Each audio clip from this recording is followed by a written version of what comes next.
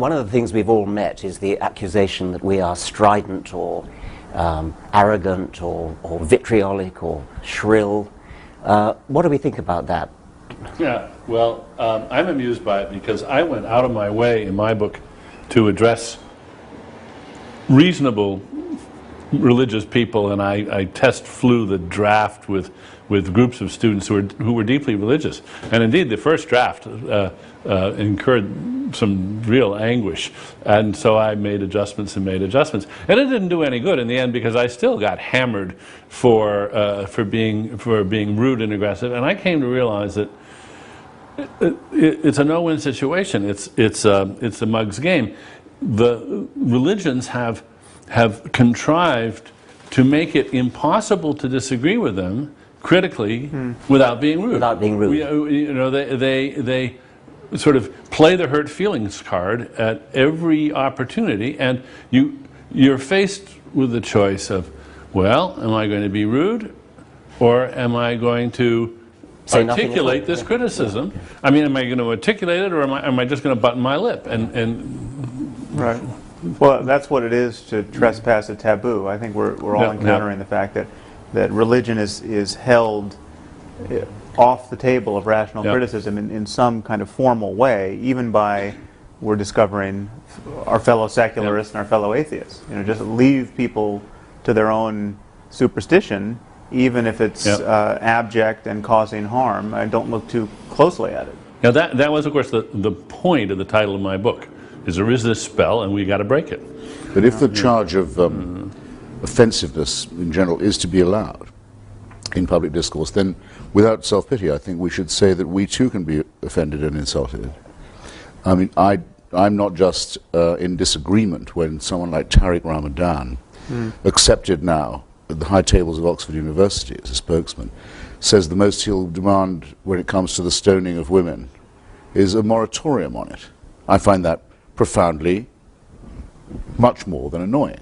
Right, yeah. Insulting, not only insulting, but actually threatening. But you're not offended. This is, you don't take any, I don't see you taking things personally. You're alarmed by the liabilities of certain ways of thinking, as in Ramadan's case. But he would say, or people like him would say, that if I doubt the historicity of the Prophet Muhammad, I've injured them in their deepest feelings. Right. Well, I am, in fact, I think all people ought to be offended, at least in their deepest integrity, by, say, the religious proposition that without a supernatural celestial dictatorship we wouldn't know right from wrong, that we only live by. But are you really offended by that? Doesn't it just seem wrong? No, I say only, Sam, that if the offensiveness charge is to be allowed in general and arbitrated by the media, then I think we're entitled to claim that much without being self-pitying or representing ourselves as an oppressed minority, which I think is an opposite danger, I will admit. I'd like to add also that I agree with Daniel that there's no way in which the charge against us can be completely avoided, because what we say does offend the very core of any serious religious person at any rate. If we deny the divinity of Jesus, for example, many people will be terrifically shocked and possibly hurt. It's just too bad. I'm fascinated by the contrast between the amount of offence that's taken by religion and the amount of offence that people take against merely anything else, like your artistic taste, your taste in music, your taste in art, your politics. You can be not exactly as rude as you like, but you can be far, far more rude about such things. And I'd quite like to try to quantify that, to actually do research about it, actually test people with statements about their favourite football team or their favourite piece of music or something, and see how far you can go before they take offence, compared to, is there anything else, apart from, say, how ugly your face is, that gives such... Or your husband's or wife's or girlfriend's partner's face. Yes. Well, it's interesting you say that, because I regularly debate with the terrible man called John Donoghue of the Catholic Defence League, and he actually is righteously upset by certain trends in modern art, which tend to draw attention to themselves by blasphemy. Well, for example, Serrano's Piss Christ, or the elephant dung on the Virgin, and so on. And indeed, I think it's quite important that we share with Sophocles and other pre-monotheists a revulsion to desecration or to profanity, that we don't want to see churches desecrated or no, indeed not. religious icons trashed and so forth. We we share an admiration for at least some of the aesthetic achievements of religion. Right. I think this whole notion of I think our criticism is actually more barbed than that, in the sense that we are offending people, but we're also telling them that they're wrong to be offended. I mean, physicists aren't offended when their view of physics is disproved or challenged. I mean, this is just not the way rational minds operate when they're really trying to get at what's true in the world. And religions purport to be representing reality, and yet there's this peevish and tribal and ultimately dangerous reflexive response to having these ideas challenged. I think we're pointing to the total liability of that. Well, and two, there's no polite way to say to somebody, you've wasted your life. Do you realize you've wasted your life? Do you realize that you've just devoted all your efforts and all your goods to a glorification of something which is just a myth? Or have you ever considered even if you say, have you even considered the possibility that maybe you've wasted your life on this? There's no inoffensive way of saying that, but we do have to say it because they should jolly well consider it. Same as we do about our own lives. Oh, absolutely. Yeah. Yes. Dan Barker's making a collection of clergymen who've lost their faith, but don't dare say so because it's their only living. It's the only thing they know what to do. I've heard from one of them at least. Have you? Yeah. Yes. I used to have this when I was younger in arguments with the members of the Communist Party.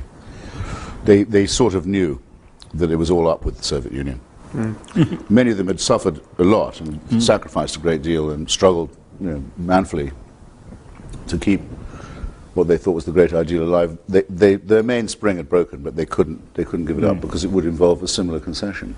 Right. But that certainly, if anyone said to me, how could you say that to them about the Soviet Union? Didn't you know you were going to really make them cry and hurt their feelings? I said, don't be ridiculous. Don't be absurd. But it's I find it, in many cases, almost an exactly analogous argument. When people tell me I'm being rude and vicious and terribly aggressive in a way that I should, I say, if I were saying these things about the pharmaceutical industry or the oil interests, would it be rude? Would it be off limits? No. Of course it wouldn't. Right. Well, I want religion to be treated just the way we treat the pharmaceuticals and the oil industry. I'm not against pharmaceutical companies. I'm against some of the things they do, but I just want to put religions on the same page with them. Including denying them tax exemption. Yeah. Yes. Yeah. And, or in the English case, state subsidy. I'm curious how religion acquired this charmed status that it has compared to any of these other things. I mean, somehow we've all bought into it, whether we're religious or not, and that some historical process has led to this immunization of religion against, well, this hyper offense taking that religion is allowed to take. And what's particularly amusing to me, finally, at first it infuriated me, but now I'm amused, is they've managed to enlist legions of non-religious people who take offense on their behalf. And how? In fact, yes. the most vicious reviews of my book have been by people who are not themselves religious, but they're terribly afraid of hurting the feelings of the people that are religious, and they chastise me worse than anybody Exactly who's my actually experience. religious. Exactly my experience. And I think so. One of you pointed out how condescending that view is. That Yes. It's as though it's like the idea of penitentiaries. I mean, they're other people need them. You know, that That's we right. must keep these people safely in their midst. Yes. Well, I think there's one answer to that question, which may illuminate a difference or at least a difference that I have with I think maybe all three of you. There's something about. I mean, I still use words like spiritual and mystical without furrowing my brow too much, and I mean, to the consternation of many atheists. I think there is a range of experience that is rare and that is only talked about without obvious qualms in religious discourse, and because it's only talked about in religious discourse, it is just riddled with superstition, and it's used to cash out various metaphysical schemes which it can't reasonably do. But clearly people have extraordinary experiences, whether they have them on LSD, or they have them because they were alone in a cave for a year, or they have them because they just happen to have the neurology that is particularly labile that allows for it. But people have self-transcending experiences, and people have the best day of their life where everything seemed, they seemed at one with nature. Sure. And for that, because religion seems to be the only game in town in talking about those experiences and dignifying them, that's one reason why I think it seems to be taboo to criticize it, because you're talking about the most important moments in people's lives and trashing them, at least from their view. Well, I don't have to agree with you, Sam, in order to say that it's a very good thing you're saying that sort of thing, because it shows that, as you say, religion is not the only game in town when it comes to being spiritual. It's like it's a good idea to have somebody from the political right who is an atheist, because otherwise there's a confusion of values which doesn't help us, and it's much better to have this diversity in other areas. I mean, I think I sort of do agree with you, but even if I didn't, I think it was valuable to have that. Right. If one could make one change, and only one, mine would be to distinguish the numinous from the supernatural. Yes. Right. You had a marvelous quotation from Francis Collins, the genome pioneer, who said, while mountaineering one day, he was just overcome by the landscape, and then went down on his knees and accepted Jesus Christ. A complete non sequitur. It's never even been suggested that Jesus Christ created that landscape. Right. A frozen waterfall in three streams. Three parts. Which would be the mind of the Trinity. Well, yeah, absolutely. We're all triune in one way or another. We're programmed for that. That's very clear. It wouldn't ever have been a four-headed God. Right. You know that from experience. But that would be an enormous distinction to make, and I think it would clear up a lot of people's confusion that what we have in our emotions, the surplus value of our personalities, the bits that aren't particularly useful for our evolution, or that we can't prove are, but that do belong to us all the same, don't belong to the supernatural and are not to be conscripted or annexed by any priesthood. Yes, it's a sad fact that people, in a sense, won't trust their own valuing of their numinous experiences. They think it isn't really as good as it seems unless it's from God, unless it's in some kind of a proof of religion. No, it's just as wonderful as it seems. It's just as important. It is the best moment in your life. And it's the moment when you forget yourself and become better than you ever thought you could be in some way, and see in all humbleness the wonderfulness of nature. That's it, and that's wonderful. But it doesn't add anything to say, golly, that has to have been given to me by somebody even more wonderful. It's been hijacked, hasn't it? It's also. I'm afraid. I think it's a deformity or shortcoming in the human personality, frankly, because the religion keeps stressing how humble it is and how meek it is and how accepting and almost to the point of self-abnegation it is. But actually, it makes extraordinarily arrogant claims for these moments. It says that I suddenly realized that the universe was all about me. Yes. And felt terrifically humble about it. Come on, we can laugh people out of that, I believe. Right. Yeah. Also, And I think we should. I am so tired of the if only Professor Dennett had the humility to blah, blah, blah, and humility, and this from people of breathtaking arrogance. I think I shove one aside saying, just don't mind me, I'm on an errand for God. Yeah, right. Well, this is a How point, modest is that? This is the point I think we should return to, this notion of the arrogance of science. Oh, because there is no discourse which enforces humility more rigorously. I mean, scientists, in my experience, are the first people to say they don't know. I mean, if you get a scientist to start talking off his area of specialization, he or she immediately starts hedging his bet, saying, I'm sure there's someone in the room who knows more about this than me, and of course, all the data's not in. I mean, this is the mode of discourse in which we are most candid about the scope of our ignorance. Well, actually, a lot of academics come up with that kind of false modesty. But I do know what you mean. Yes, it is. Many's the historian who says, no, I yield. It's just someone. No, but any academic should do that. Yes, they should. The thing about religious people is that they recite the Nicene Creed every week, which says precisely what they believe. There are three gods, not one. The Virgin Mary, Jesus died, went to down for 3 days and then came up again. In precise detail.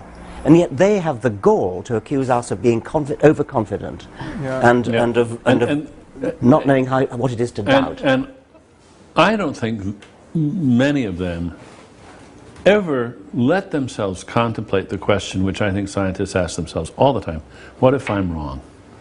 Yeah. What if I'm wrong? I mean, it's just not part of their repertoire. Actually, would you mind if I disagree with you about that? I mean, a lot of the talk that makes religious people hard to, not hard to beat, but hard to argue with, is precisely that they'll say they're in a permanent crisis of faith. There is indeed a prayer, Lord, I believe, help thou my unbelief. Graham Greene says the great thing about being a Catholic was that it was a challenge to his unbelief. A lot of people live by keeping two sets of books. In fact, it's my impression. There is that. It's my impression, in fact, that a majority of the people I know who call themselves believers or people of faith do that all the time. I wouldn't say it was schizophrenia. That would be rude. But they're quite aware of the implausibility of what they say. They don't act on it when they go to the doctor or when they travel or anything of this kind. But in some sense, they couldn't be without it. But they're quite respectful of the idea of doubt. In fact, they try and build it in when they can. Well, that's interesting then. And so when they are reciting the creed with its total sort of apparent conviction, is this a kind of mantra which is forcing themselves to overcome doubt by saying, yes, I do believe, I do believe, I do believe, because Sure, really I don't. And of course, like the others, like their secular counterparts, they're glad other people believe it. It's an affirmation they wouldn't want other people not to be making. Well, also there's this curious bootstrapping move, which I tried to point out in this recent On Faith piece.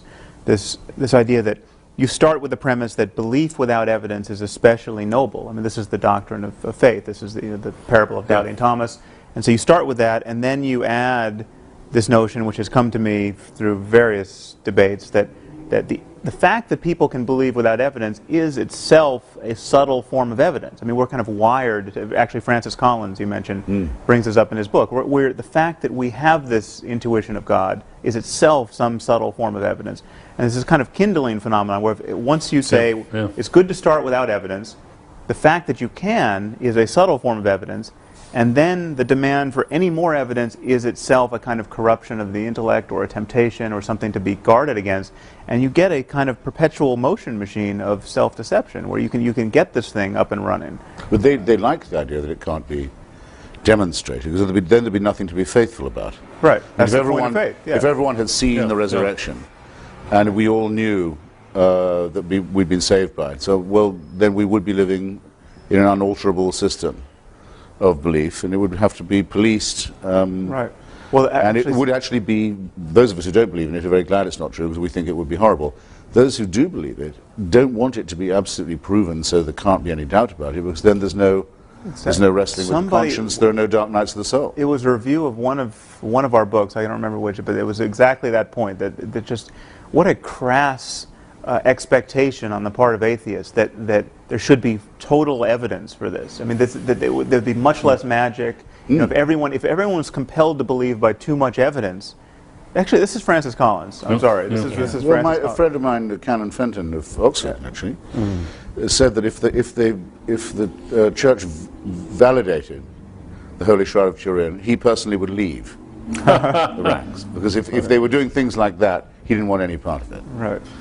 I didn't expect when I started off my book tour to be as lucky as I was. I mean, Jerry Falwell died in my first week on the road. That was amazing. Yes, that was amazing luck. I didn't expect Mother Teresa to come out as an atheist. Yes.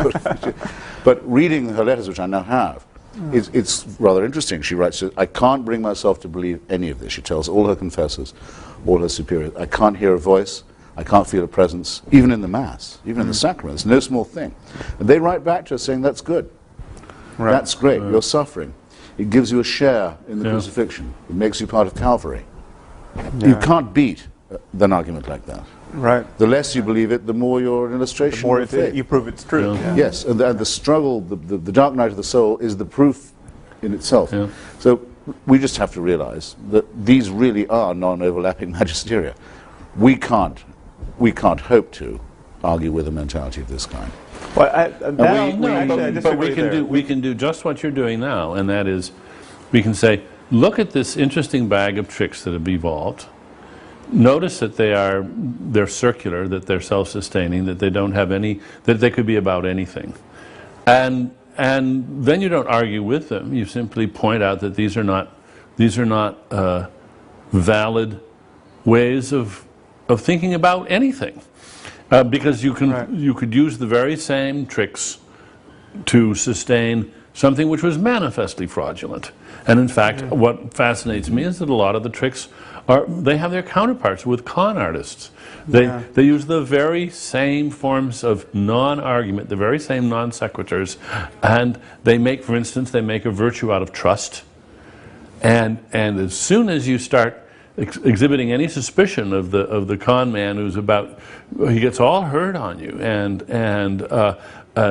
plays the hurt feelings card and reminds you how wonderful taking it on faith is, and how I mean, there aren't any new tricks. These tricks have evolved over. And one could add years. the production of bogus special effects as well, which is one of the things that completely convicts religion of being fraudulent. The belief in the miraculous. The same people will say, well, Einstein felt a spiritual force in the universe, when he said the whole point about it is there are no miracles. There are no changes in the natural order. That's the miraculous thing. They're completely cynical about claiming him. Well, the other thing worth pointing out, almost the same breath, is that every religious person feels the same criticism of other people's faith that we do as atheists. I mean, they reject the pseudo-miracles and the pseudo-claims to certainty of others. And they see the confidence tricks in other people's faith. And they see it rather readily. You know, every Christian knows the Quran can't be the perfect word of the creator of the universe, and anyone who thinks it is hasn't read it closely enough, and it's just in this hermetically sealed discourse that isn't really being self-critical. And I think we're on very strong... We make a very strong case when we point that out, and point out also that whatever people are experiencing in church or in prayer, no matter how positive, the fact that Buddhists and Hindus and Muslims and Christians are all experiencing it proves that it can't be a matter of the divinity of Jesus or the unique sanctity of the Quran, or because there's 17 different ways of getting there. By the way, on that a tiny point, it's not, I hope not a digression. It's useful bearing that in mind too when you get, as I did this morning on ABC News, the question, well, wouldn't you say religion did some good in the world? I mean, there are good people. You never don't get that argument. And by the way, there's no reason why one shouldn't. We say, well, yes, I have indeed heard it said that Hamas provides social services in Gaza. And I've even heard it said that Louis Farrakhan's group gets young black men in prison off drugs. I don't know if it's true. I'm willing to accept it might be. It doesn't alter the fact that the one is a militarized terrorist organization with a fanatical anti-Semitic ideology, and the second is a racist crackpot cult. And the other, I have no doubt that Scientology gets people off drugs too. But my insistence always with these people is, if you will claim it for one, you must accept it for them all.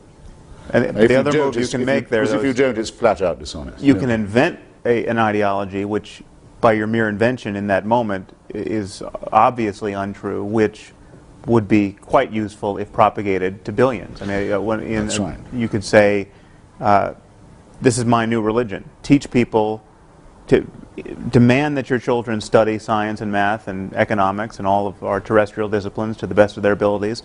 And if they don't persist in those efforts, they'll be tortured after death by 17 demons. This would be extremely useful, and it would be far more useful than Islam, propagated to billions. And yet, what are the chances that the 17 demons exist? Zero. There's a slipperiness too, isn't there, about one way of speaking to sophisticated intellectuals and theologians, and another way of speaking to congregations, and above all, children. And I think we've all of us been accused of going after the easy targets of the Jerry Falwells of this world and ignoring the sophisticated professors of theology. And I mean, I don't know what you feel about that, but one of the things I feel is that the sophisticated professors of theology will say one thing to each other and to intellectuals generally, but will say something totally different to a congregation. They'll talk about miracles, they'll talk about... Well, they won't talk to a congregation. Well, archbishops will. Yes, but when the sophisticated theologians try to talk to the preachers won't have any of it. Well, that's true. I mean, you got to realize that sophisticated theology is like stamp collecting. It's a very specialized thing, and only a few people do it. And a negligible influence. They take in their own laundry, and they get all excited about some very arcane details, and their own religions pay almost no attention to what they're saying. A little bit of it does, of course, filter in, but it always gets beefed up again for general consumption, because what they say in their writings, at least from my experience, is eye-glazing, mind-twisting, very subtle things which have no particular bearing on life. Oh, no, I must insist. I must say a good word here for Professor Alistair McGrath, who in his attack on Richard said it's not true, as we've always been told, and most Christians believe, that Tertullian said, credo quia absurdum, I believe it because it's ridiculous. No, it turns out, I've checked this now, though I don't know this from McGrath, that in fact Tertullian said the impossibility of it is the thing that makes it the most believable. That's a well distinction, I think. And very useful for training one's mind.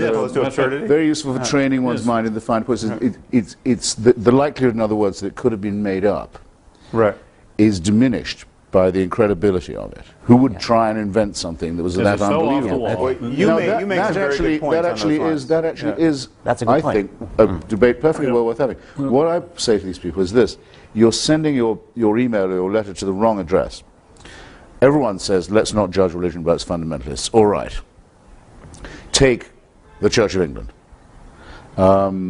Two of whose senior leaders recently said that the floods in North Yorkshire were the result of homosexual behaviour. Not in North Yorkshire, presumably, but probably in London, I think they're thinking. So, but God's aim is a little off. One of these, the Bishop of Carlisle, is apparently about to be the next Archbishop of Canterbury. Now, this is extraordinary. This is supposed to be the mild and reflective and thoughtful and rather, troubled church, making fanatical pronouncements. Well, I want to hear what Alistair McGrath is going to write to the Bishop of Carlisle, not to me. Is he going to say, my Lord Bishop, do you not realize what a complete idiot you're making of yourself and of our church? Did he do this? If he did it in private, I'm not impressed. He has to say it in public. The Bishop Why are of they Carlisle telling me backtracked. I will judge the church by the statements of its bishops. And I think I'm allowed to. Yeah. But the other thing is that, never mind about the academic theologians, bishops and vicars, who will attack us for taking scriptures, or for accusing people of taking scriptures literally. And of course we don't believe the book of Genesis literally. And yet they do preach about what Adam and Eve did, as though they did exist, as though there's somehow, it's a sort of license to talk about things which they know, and anybody of any sophistication knows, is fiction, and yet they will treat their congregations, their sheep, as though they did exist, as though they were factual, and a huge number of those congregations actually think they did exist. Can you imagine any one of these preachers saying, as such a topic is introduced, this is a sort of theoretical fiction. It's not true, but it's a very fine metaphor. No, they're just They not kind of, going. after the fact, imply that that's what they expect you to know. Yes, but they would never announce it. They would Well, never there's say another point there, is that they never admit how they have come to stop taking it literally. Because you have all these people criticizing us for our crass literalism. We're as fundamentalist as the fundamentalists.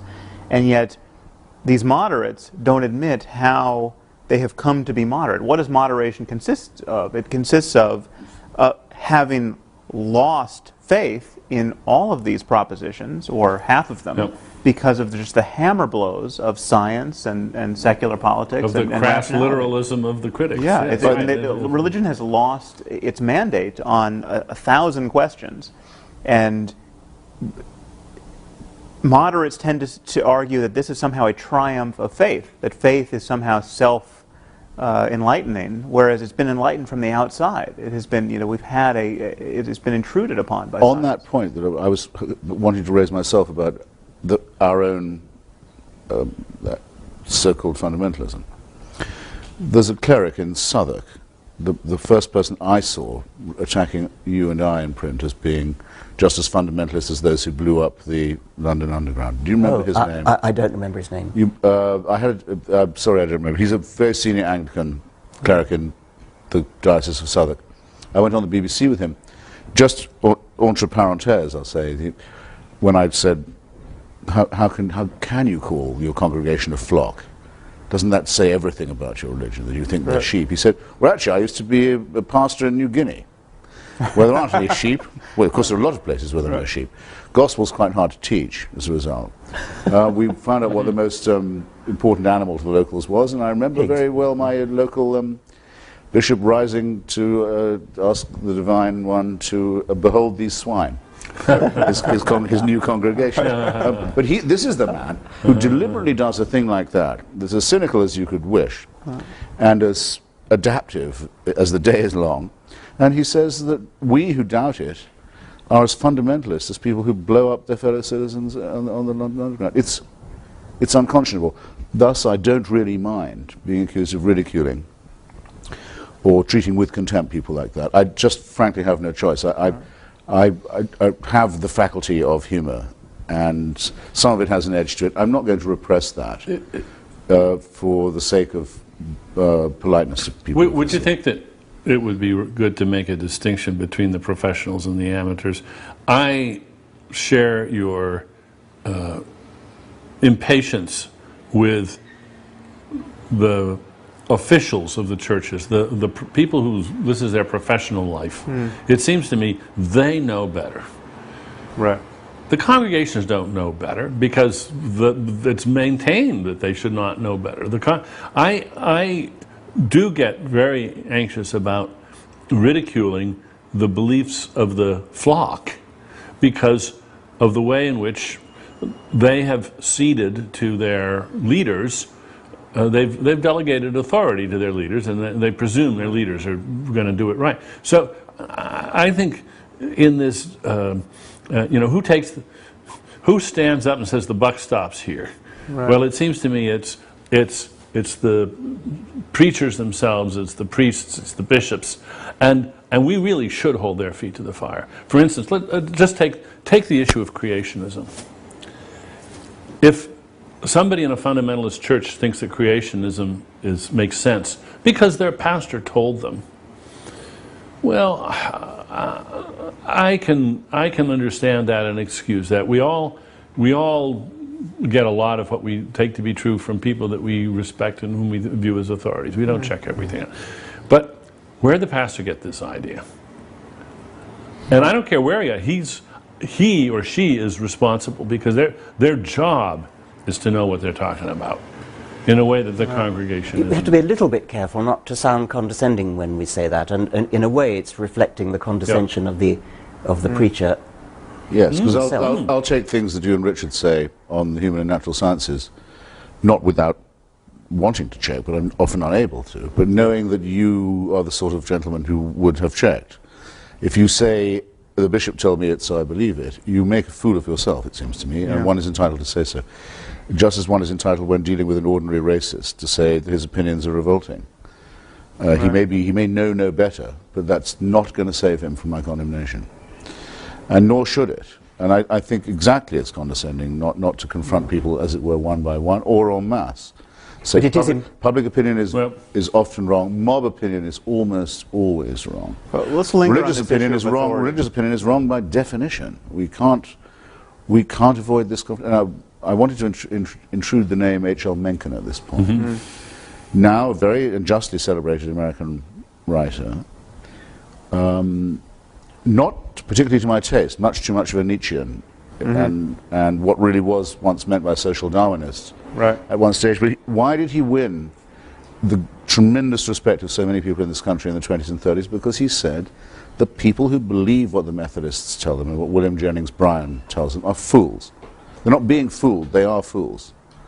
They should... Shame on them for believing these. Yes, they make themselves undignified and ignorant, and no mincing of words here, and a great admixture of wit and evidence and reasoning. It absolutely works. It's the most successful anti-religious polemic there's probably ever been in the modern world.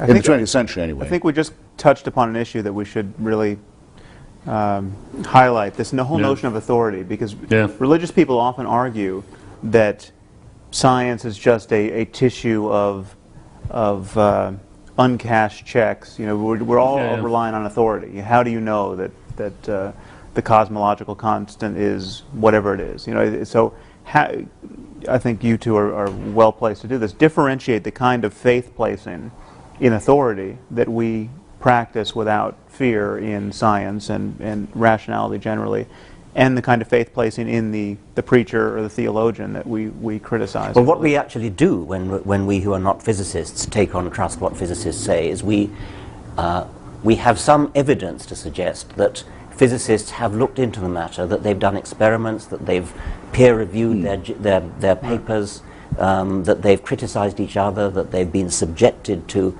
massive criticism from their peers in seminars and in lectures and things. And they've come through. And remember the structure that's there too. It's not just that there's peer review, but it's very important that it's competitive.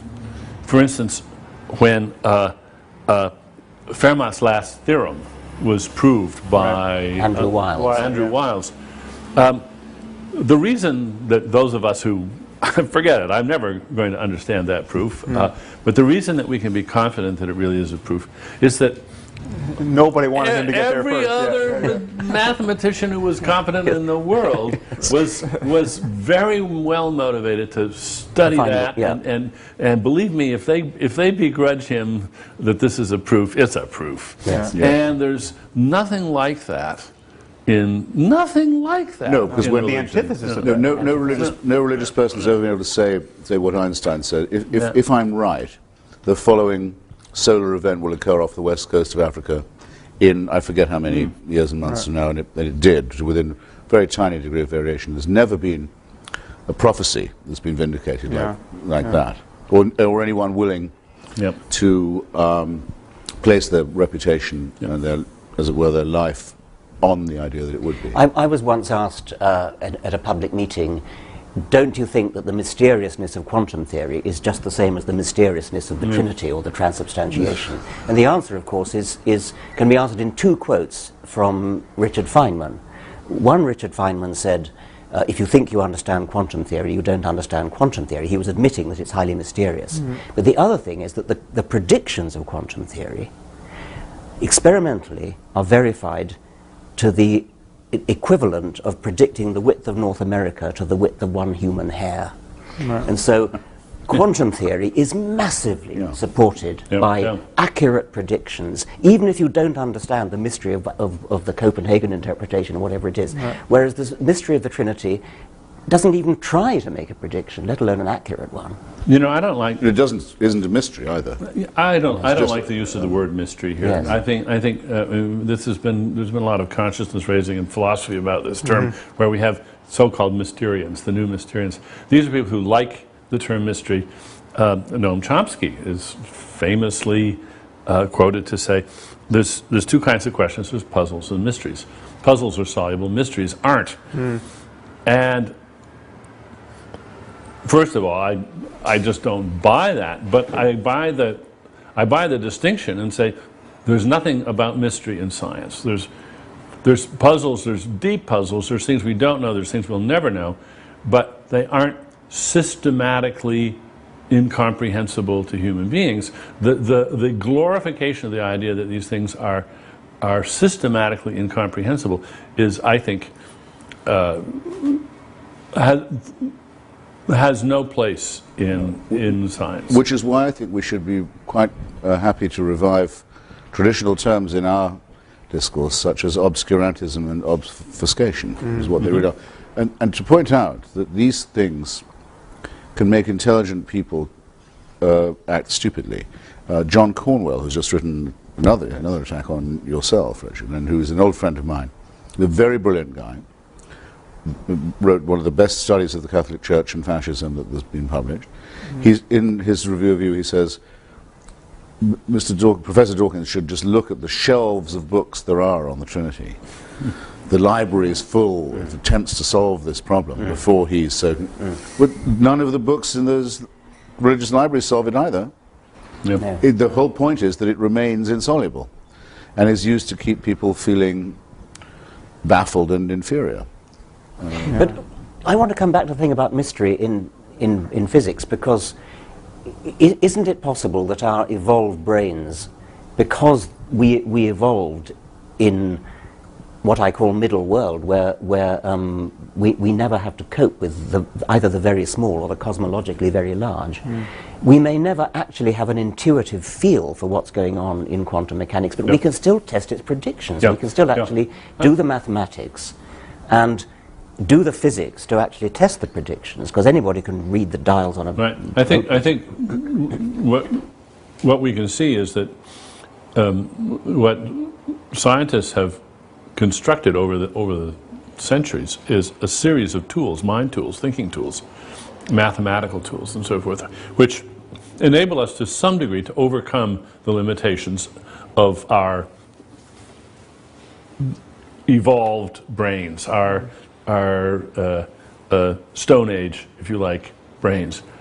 And overcoming those limitations is not always direct. Sometimes you have to give up something. Yes, you'll just never be able to, as you say, to be able to think intuitively about this. But you can know that even though you can't think intuitively about it, there's this laborious process by which you can make progress, and you do have to cede a certain authority to the process, but you can test that, and it can carry you from A to B. In the same way, if you're if you're a quadriplegic, an artificial device can carry you from A to B. Doesn't mean you can walk from A to B, but you can get from A to B. Yes. I mean, the bolder physicists will say, "Well, who cares about intuition? I mean, just look at the math." That's right. They are comfortable with living with their prostheses. Well, the perfect example of that is just dimensions beyond 3, because we can't visualize a 4th dimension or a 5th, but it's trivial to represent it mathematically, and so we can move into other domains. And now we teach our undergraduates how to manipulate n-dimensional spaces and to think about vectors in n-dimensional spaces, and they get used to the fact they can't quite imagine. What you do is you imagine 3 of them and say, you wave your hand a little bit and say, more of the same. But you check your intuition by running the maths, and it works. But it's easy to do something. Say you're a psychologist looking at personality, and you say there are 15 dimensions of personality, and you could think of them as being 15 dimensions in space. And anybody can see that you can imagine moving along any one of those dimensions with respect to the others, and you don't actually have to visualize 15-dimensional space. No, and you give up that demand, and you realize, I can live without that. It would be nice if I could do that, but hey, I can't see bacteria with the naked eye either. I can live without that. But I think there's one. I was challenged on that. I was challenged on the radio the other day by someone. Can't see bacteria. He had to be fairly quiet. No, said that I believed in atoms on no evidence because I'd never seen one. Not since George Galloway said to me that he'd never seen a barrel of oil. Right. That's cute. That you realize that people at this point, they're wearing themselves right down to their uppers. I mean, they're desperate when they get to this stage. The reason I say it is because I think it could, I don't want us to make our lives easier, but it makes the argument a little more simple. We are quite willing to say there are many things we don't know. What Haldane, I think it was, said, the universe is not just queerer than we understand, it's queerer than we can understand. We know there'll be great new discoveries. We know we'll live to see great things, but we know there's a tremendous amount of uncertainty. That's the whole distinction. The believer has to say not just that there is a God, the deist position, that there may be a mind at work in the universe, a proposition we can't disprove, but they know that mind, and can interpret it. They're on good terms with it. They get occasional revelations from it. They have a book that is verbatim briefings from it. Now, any decent argument, any decent intellect has to begin by excluding people who claim to know more than they can possibly know. You start off by saying, well, that's wrong to begin with. Now can we get on with it? So theism's gone in the first round. It's off the island. Exactly. It's out of the show. That's a footnote I wanted to add to what Dan was saying. Even if mystery was somehow something we had to just, a bitter pill we have to swallow in the end. We are cognitively closed to the truth at some level. That still doesn't give any scope to theism. Absolutely not, because it's just as close to them as it is to those who aren't. And also they claim perfect transparency of revelation. And also they can't be allowed to forget what they used to say when they were strong enough to get away with it. Exactly. Yeah. Which is, this is really true, right, in every detail. And if you don't believe it, we'll kill you. Yes. Yeah. We'll kill you, and it may take some days to kill you, but we will get the job done. Yeah. Yes. No, that they wouldn't have the power they have now if they hadn't had the power they had then. Right. And you know, this, what you just said, Christopher, actually, I think strikes terror, strikes anxiety in a lot of religious hearts, because it just hasn't been brought home to them that this move of theirs is just off limits. It's just not. It's not the game. It's not. It doesn't. You can't do that. And they've been taught all their lives that you can do that. This is a legitimate way of conducting a discussion. And here suddenly we're just telling them, I'm sorry, that is not a move in this game. In fact, it is a disqualifying move. Right. And precisely the move you can't be respected for making. Yeah, yes. Just adumbrate the move for me a bit, if you would, or for us. Perhaps only for me. Say what you think that move is. Somebody plays the faith card. Yes. They say, look, I am a Christian, and we Christians, we just have to believe this, and that's it. At which point, I guess the polite way of saying it is, well, okay, if that's true, you'll just have to excuse yourself from the discussion because you've declared yourself incompetent to proceed with an open mind. Now, if you really can't defend your view, then sorry, you can't put it forward. We're not going to let you play the faith card. Now, if you want to defend what your holy book says in terms that we can appreciate, fine. But because it says it in the holy book, that just doesn't cut any ice at all. And if you think it does, you're clearly, that is, first of all, that's just arrogant. It is a bullying move, and we're just not going to accept it. And it's a move that they don't accept when done in the name of another faith. Exactly. But now, in which case, could I ask you something, all three of you who are wiser than I on this matter, what do we think of Victor Stenger's book that says that we can now scientifically disprove the existence of God? Do you have a view of this? Which God? I haven't read the book. Which God? The God of any kind of... Either creating one, or supervising one, and certainly an intervening one. I mean, I think that's fairly exhaustive. My view had always been that since we have to live with uncertainty, only those who are certain leave the room before the discussion can become adult. Victor Stenger seems to think now we've got to the stage where we can say with reasonable confidence it's disproved, not as not vindicated or better explanation proposed. But I just thought it'd be an interesting proposition because it matters a lot to me that our opinions are congruent with uncertainty. Right.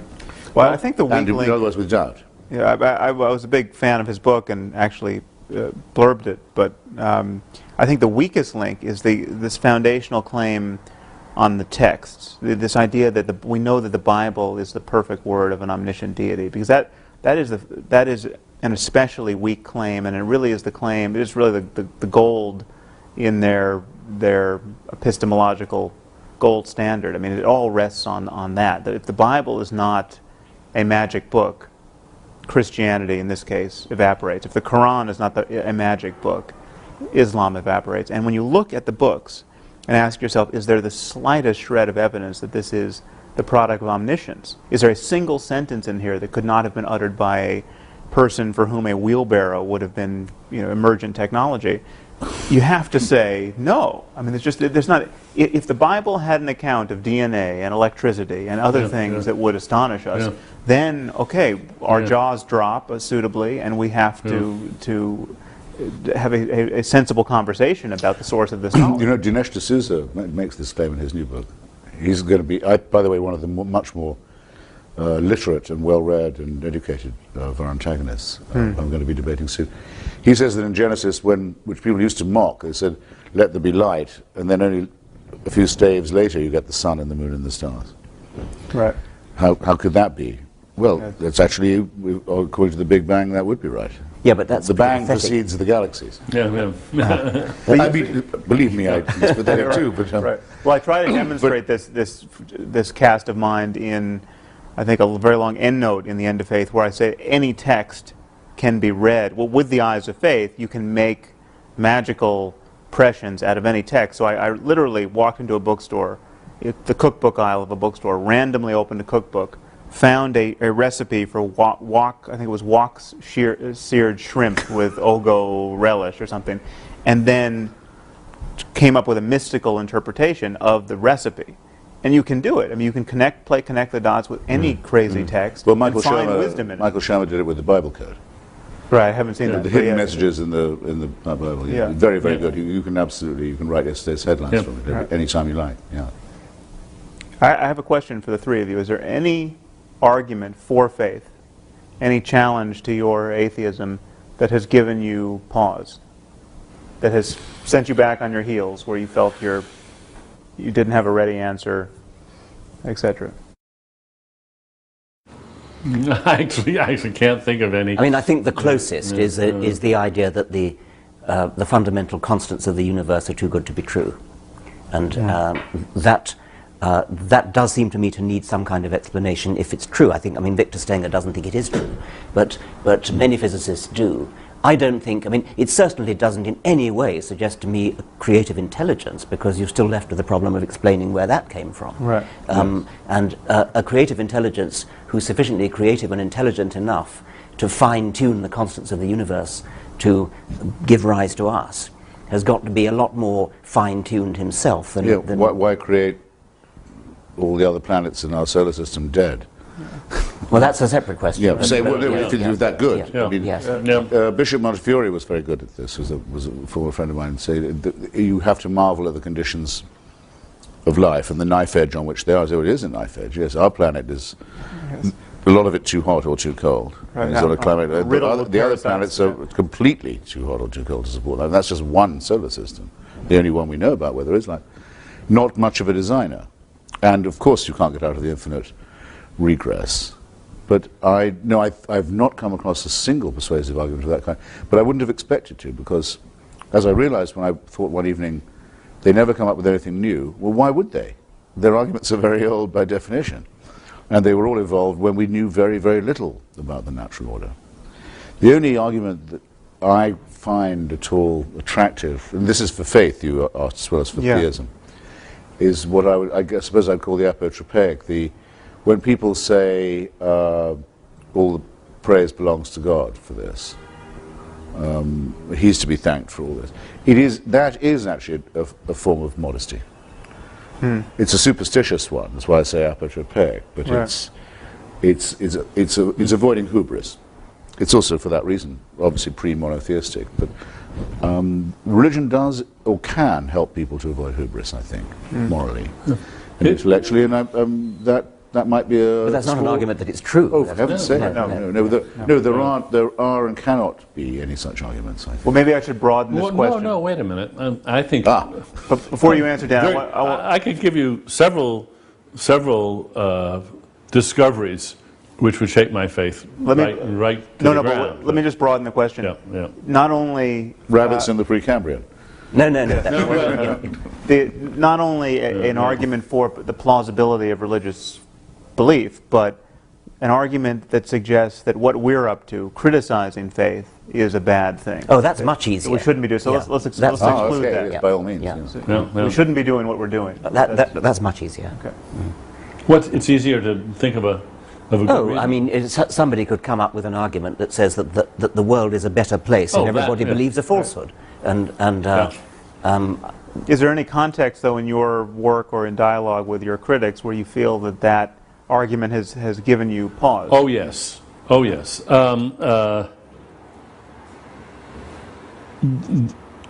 Not so much in Breaking the Spell, but when I was working on my book on free will, Freedom Evolves, I kept running into critics who who were basically expressing something very close to a religious view, namely, look, free will is such an important idea. If we gave up the idea of free will, we would have, people would lose a sense of responsibility and we would have chaos.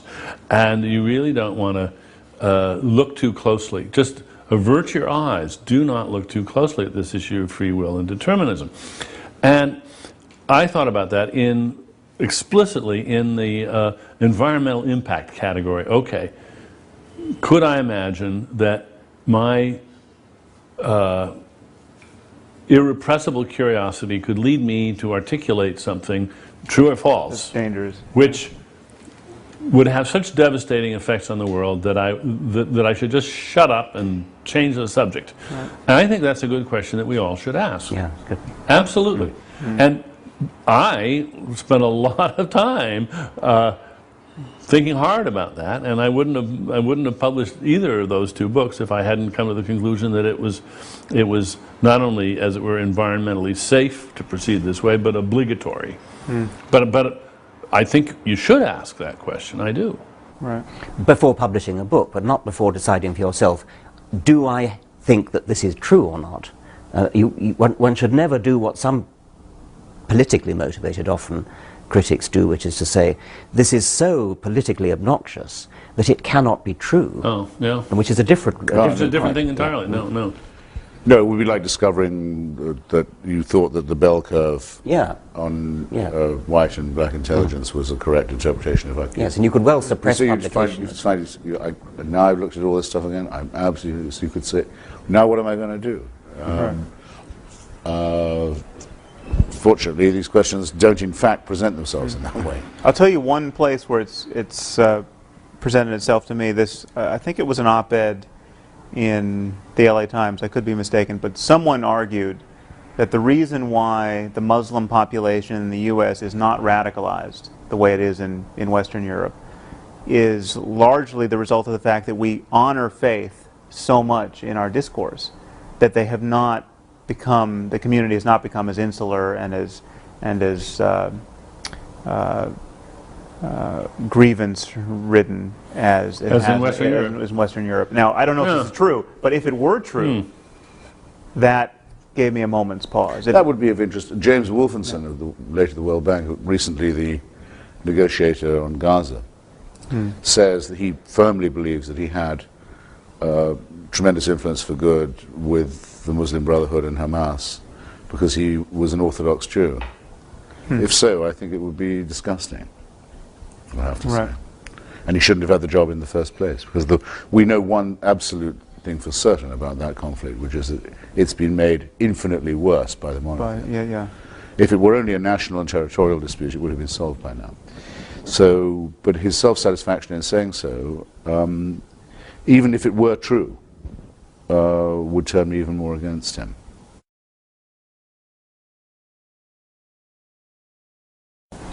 There are two issues converge here. One is the question, what do we want to accomplish? What do we reasonably think we can accomplish?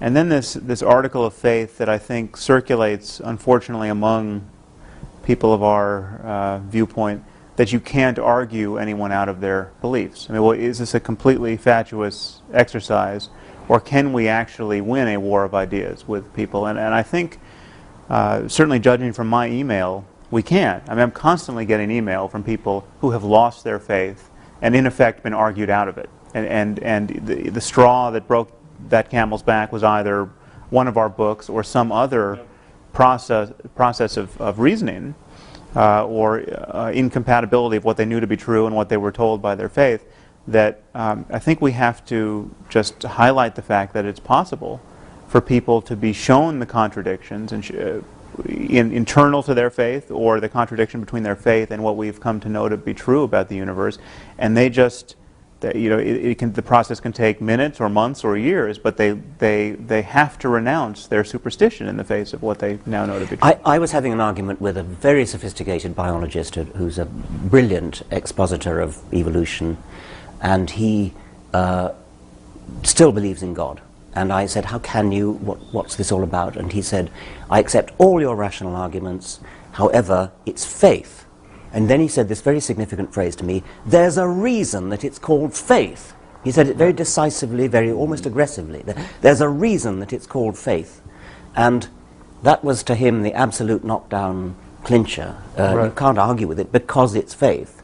And he said it proudly and defiantly, rather than in any sort of apologetic way. And you get it all the time in North America from people who say you've got to read William James and have had to be able to judge other people's subjective experiences, which is something that's by definition impossible to do.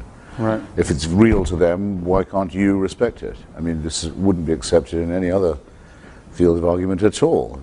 The impression people are under is the critical thing about them. I had a debate with a very senior Presbyterian in Orange County. I asked him, because we were talking about biblical literalism, of which he wasn't an exponent, but I said, well, what about the graves opening at the time of the crucifixion according to St. Matthew, I'd rather say, and everyone getting out of their graves in Jerusalem, walking around greeting old friends in the city.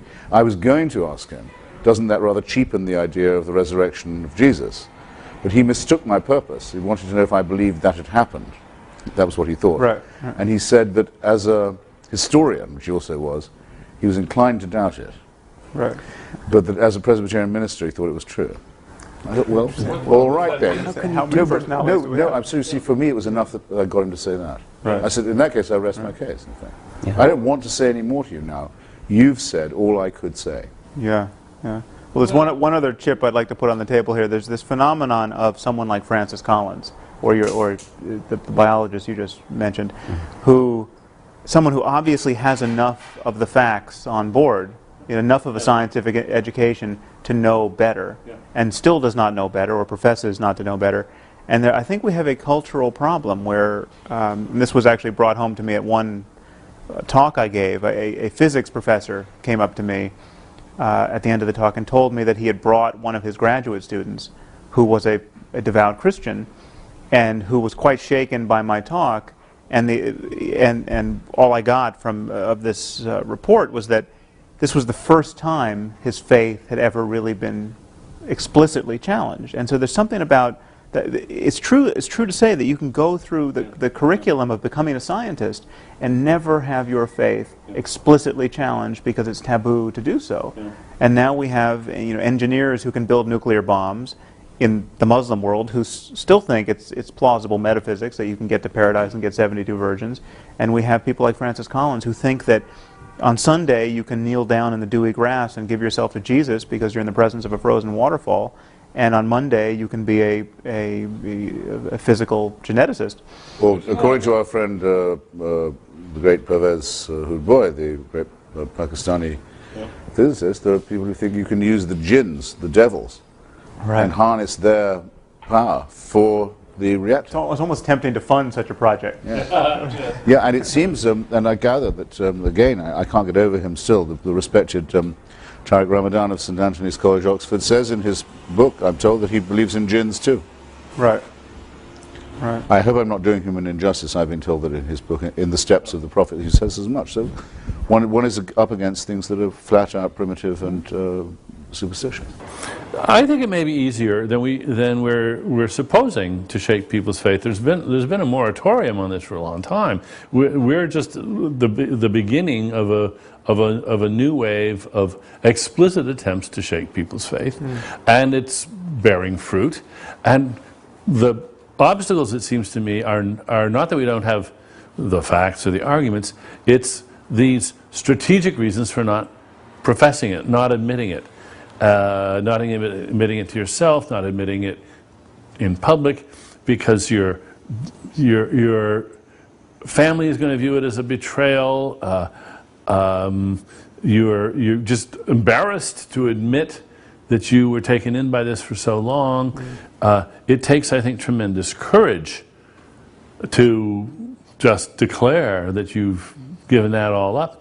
And if we can find ways to help people find that courage and give them some examples of people who have done this, and they're doing just fine. They may have lost the affections of a parent or something like that. They may have hurt some family members, but still I think it's a good thing to encourage, and I don't think we should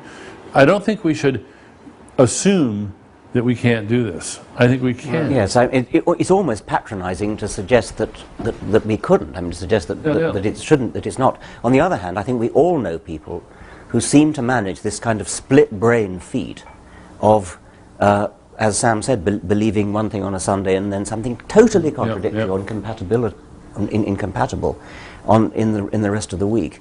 And there's nothing, I suppose, neurologically wrong with that. I mean, there's no reason why one shouldn't have a brain that's split in that that kind of way. But it is unstable in a certain way. But and I'm sure you're right that people do this, and they're very good at it, and they do it by deflecting attention from it. Yeah. And let's start. But how you can live with it? Let's start focusing attention. How can you live with a contradiction in your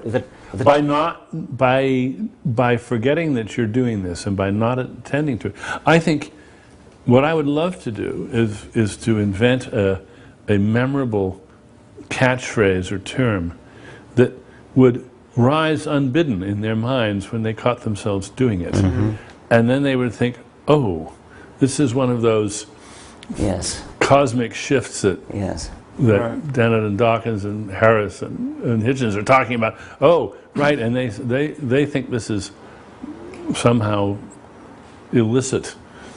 Just to create a little more awareness in them of what a strange thing it is that they're doing. Yeah.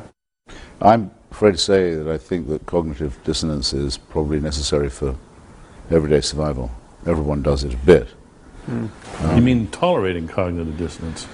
No, practicing. Actually practicing it. Practicing, because, I mean, I don't know, take the case of someone who's a member of MoveOn.org. They think the United States government is a brutal, militaristic, imperial regime that crushes the poor and invades other people's countries.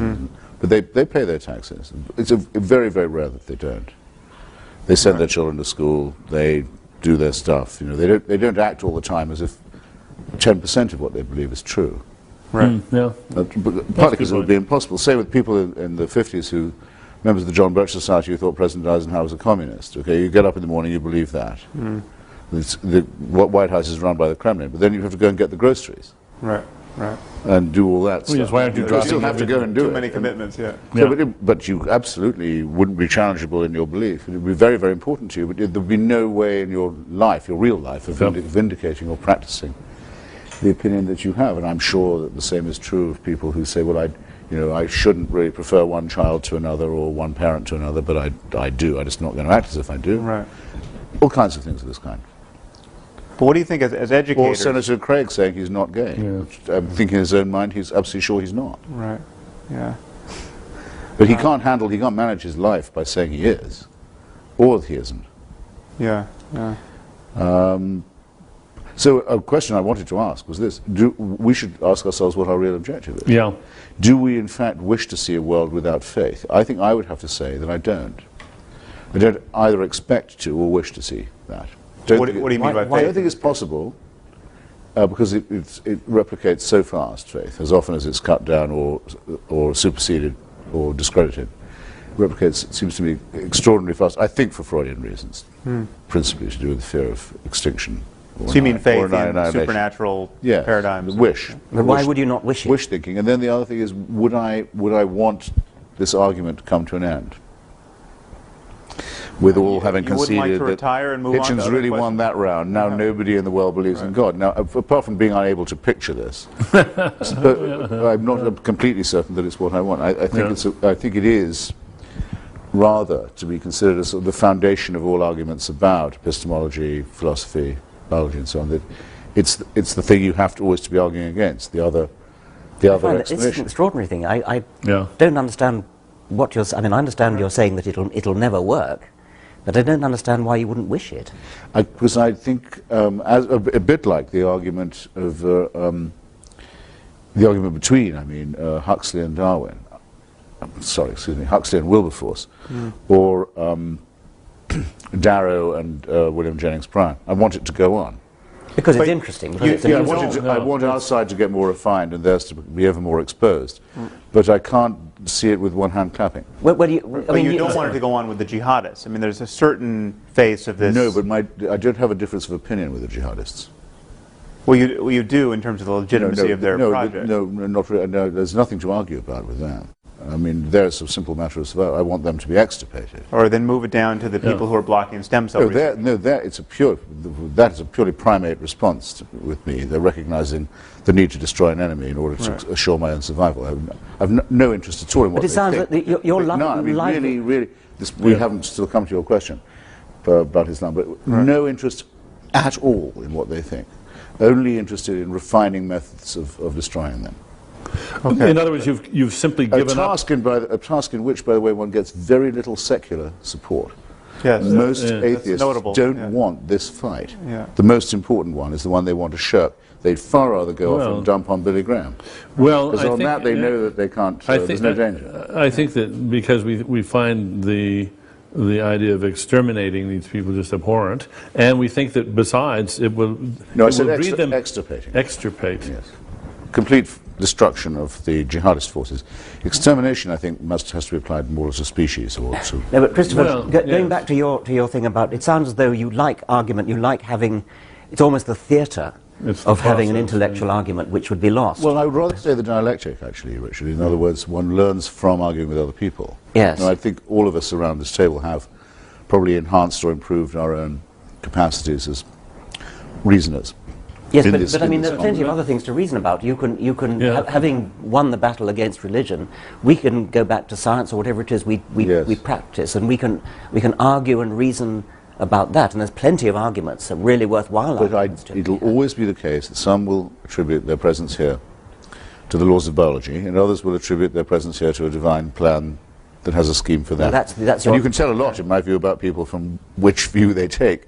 And as we all know, only one of those views makes sense, but how do we know that? Because we have to contrast it with the opposite one. But let me make an analogy here, though. Not going to spare. Because you could have said the same thing about witchcraft at some point in recent history. You could say that every culture has had a belief in witches, a belief in the efficacy of magic spells. Witchcraft is ubiquitous, and we're never going to get rid of it, and we're fools to try. Or we can try only as a matter of dialectic. But witchcraft is going to be with us. Well, and yet witchcraft has almost without exception. I mean, you can find certain communities not at all. No, I mean, real witchcraft is completely ineradicable. It spreads like weed, often under animist and Christian. No, I don't mean not in the Western world. I mean frank witchcraft. Witchcraft of the evil eye, and instead of medicine, you have. You think you've got rid of that? I think we've got. Fundamentally, we've got rid of that. Yes. But in any case, don't you want to get rid of it? I mean, not at all. There's currently a campaign to get Wiccans registered to be buried in Arlington Cemetery. Well, but Wiccans are to witchcraft as Unitarians are. Right. They're not real. I'm talking about. I'm talking about a willingness to kill your neighbor because you think that there is some causal mechanism by which they, through their evil intent, could have destroyed your crops psychically. Or cast an evil eye upon your... I mean, it comes in ignorance of medical science. I mean, you don't know why people get sick, and you suspect your neighbor of ill intent, and then witchcraft fills the void there. No, I wouldn't say in such a case that one wished to be... one didn't wish to be without it. That we've lost something interesting to argue with. We are effectively... I mean, we're not dealing with the claims of witches intruding upon medical... Don't go to alternative medicine and acupuncture here. I'm talking about real witchcraft. Well, medieval I was about to do that very thing. And the Washington Post publishes horoscopes every day. Astrology is yet another matter. But astrology is a pale... Astrology is not going to be eradicated. Okay, well, but it doesn't need to be eradicated. No, but you're confusing whether it's going to be eradicated and whether you want it to be eradicated. And it sounds as though you don't want it to be eradicated because you want something to argue against and something to sharpen your wits up. I think that is, in fact, what I... But in fact, instead of thinking about eradication, why not think about it the way an evolutionary epidemiologist would and say, what we want to do is we want to encourage the evolution of avirulence. We want to get rid of the harmful kinds. And I mean, I don't care about astrology. I don't think it's harmful enough. I mean, it was a little scary when Reagan was reportedly using astrology to make decisions. But that, I hope, anomalous case aside, I find the superstition that astrology is important to be relatively harmless. If we could only do the same thing, if we could only relegate the other enthusiasms to the status of astrology, I'd be happy. Right. Well, look, you don't accept my, or you don't like my answer, but I think the question should be, is going to be asked of us. It was asked of me today, actually, again on the TV. It said, do you wish no one was going to church this morning in the United States? Right. What's your answer? Well, I've given mine. Richard's disagreed a bit, but the answer I gave this morning was, I think people would be much better off without false consolation, and I don't want them trying to inflict their beliefs on me. They'd be doing themselves and me a favor if they gave it up. So perhaps in that sense I contradict myself. I mean, I wish they would stop it, but then I would be left with no one to argue with. But you have many other subjects. And I certainly didn't say that I thought if they'd only listened to me, they would stop going. Okay, so there are two questions here. So that was my very experimental answer. But I'd love to hear, would you like to say that you look forward to a world when no one had any faith in Yeah, I want to answer this. Whether it's astrology or religion or anything else, I want to live in a world where people think skeptically for themselves, look at evidence. Not because astrology is harmful, I guess it probably isn't harmful, but if you go through the world thinking that it's okay to just believe things because you believe them without evidence, then you're missing so much. And it's such a wonderful experience to live in the world and understand why you're living in the world and understand what makes it work, understand about the real stars, understand about astronomy, that it's an impoverishing thing to be reduced to the pettiness of astrology. And I think you can say the same of religion. The universe is a grand, beautiful, wonderful place, and it's petty and parochial and cheapening to believe in jinns and supernatural creators and supernatural interferers. I think you could make an aesthetic case that we want to get rid of. Fine. I could not possibly agree with you more. But let's talk about priorities. Okay. If we could just get rid of some of the most pernicious and noxious excesses, what would be the triumphs you would go for first? What would really thrill you as an objective reached? Let's look at Islam, and let's look at Islam as realistically as we can. Is there any remote chance of a reformed, reasonable Islam? Well, isn't the present savage Islam actually rather recent? Isn't it the Wahhabi? You have to go back quite a ways, I think, to get only up to a point. I mean, I think there's, and again, none of us are whether we're equipped to do it, we're not the most persuasive mouthpieces of this criticism. I mean, it takes someone like Ayaan Hirsi Ali or a Muslim scholar, someone like Ibn Waraq, to authentically criticize Islam and have it be heard by people, but especially the secular liberals of the sort who don't trust our take on this. But it seems to me you have different historical moments in the history of Islam that are distinct. One where Islam really has you have some Muslim, you have a caliphate, or you have some Muslim country which has a reign of Islam and is unmolested, but for whatever period of time from the outside, and then Islam can be as totalitarian and happy with itself as possible, and you don't see the inherent conflict and the inherent liability of its creed. I mean, Samuel Huntington said Islam has bloody borders. It's at the borders that we're noticing this problem, and the borders of Islam and modernity at this moment, the conflict between Islam and modernity. But yes, you can find instances in the history of Islam where people weren't running around waging jihad because they had successfully waged jihad. Yeah. But then but what about women in that exactly, the suffering of women within those borders.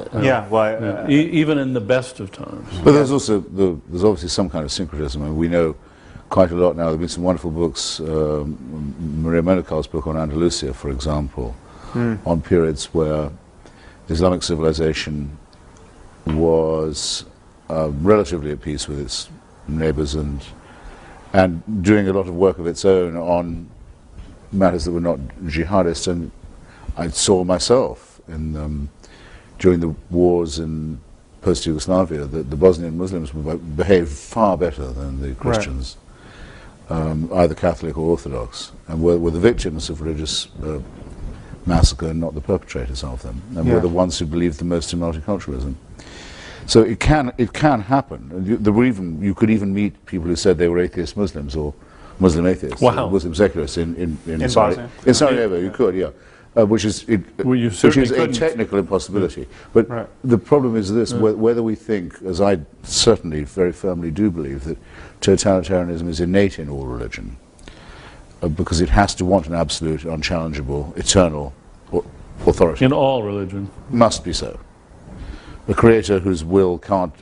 our comments on His will are unimportant. His will is absolute. It cannot be challenged, and it applies after we're dead as well as before we're born. I mean, that is the origin of totalitarianism. I think Islam states that in the most alarming way, in that it comes as the third of the monotheisms and says nothing further is required. Right. This is the last... There have been previous words from God, we admit that. We don't claim to be exclusive, but we do claim to be final.